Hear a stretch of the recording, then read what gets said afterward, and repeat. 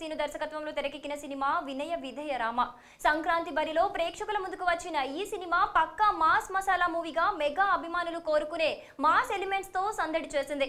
రంగస్థలం లాంటి block buster movie తర్వాత రామ్ చరణ్ నుంచి వస్తున్న సినిమా కావడంతో దీనిపై మెగా ఫ్యాన్స్ భారీ అంచనాలు పెట్టుకున్నారు. ఇక మాస్ డైరెక్టర్ బోయపాటి దర్శకత్వంలో వచ్చే సినిమా అంటే అదిరిపోయే మాస్ ఎలిమెంట్స్ ఉంటాయనే నమ్మకంతో తెలుగు సినిమా అభిమానులు ఈ సినిమా కోసం ఆసక్తిగా ఎదురు చూశారు. అయితే ఊహించని విధంగా ఈ సినిమా రిలీజ్ రోజునే డివైడ్ టాక్ తెచ్చుకుంది.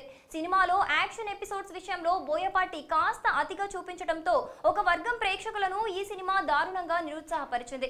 మరోవైపు రెగ్యులర్ కమర్షియల్ సినిమాలు తీసినా కూడా ఫ్యామిలీ ఎపిసోడ్స్ తో పాటు యాక్షన్ ఎలిమెంట్స్ లో కూడా ఎమోషన్స్ పండించే బోయపాటి వినయ విధేయరామ సినిమాలో వాటిని మిస్ చేశాడనే టాక్ బాగా స్ప్రెడ్ కావడంతో mega power star Ram Charan career లో ఆరెంజ్ తర్వాత మరో భారీ డిజాస్టర్ మూవీస్ లో ఇది మిగిలిపోయింది. అయితే సంక్రాంతి బరిలో నిలిచిన ఈ సినిమా ఊహించని విధంగా కలెక్షన్స్ తెచ్చుకొని బయ్యర్లను సేఫ్ జోన్ లో పడేసిందని చెప్పాలి. మాస్ ఎలిమెంట్స్ ఇష్టపడే బీసీ సెంటర్ ఆడియన్స్ ని ఈ సినిమా బాగా మెప్పించింది. దీంతో ఫస్ట్ వీకెండ్ లోనే ఈ సినిమా 50 కోట్ల షేర్ సొంతం చేసుకుని రామ్ చరణ్ కెరియర్ లో అత్యధిక కలెక్షన్ సొంతం చేసుకున్న సినిమాల లిస్ట్ లో చేరిపోయింది. ఇప్పటికే నిర్మాతకు ఈ సినిమా భారీ లాభాలను తీసుకొచ్చి పెట్టగా రిలీజ్ తర్వాత డివైడ్ టాక్ కారణంగా డిస్ట్రిబ్యూటర్స్ కొంత ఆందోళనకు గురైనా కూడా ఫస్ట్ వీకెండ్ లో డీసెంట్ కలెక్షన్ వారిని నష్టాల నుంచి బయటపడేసింది.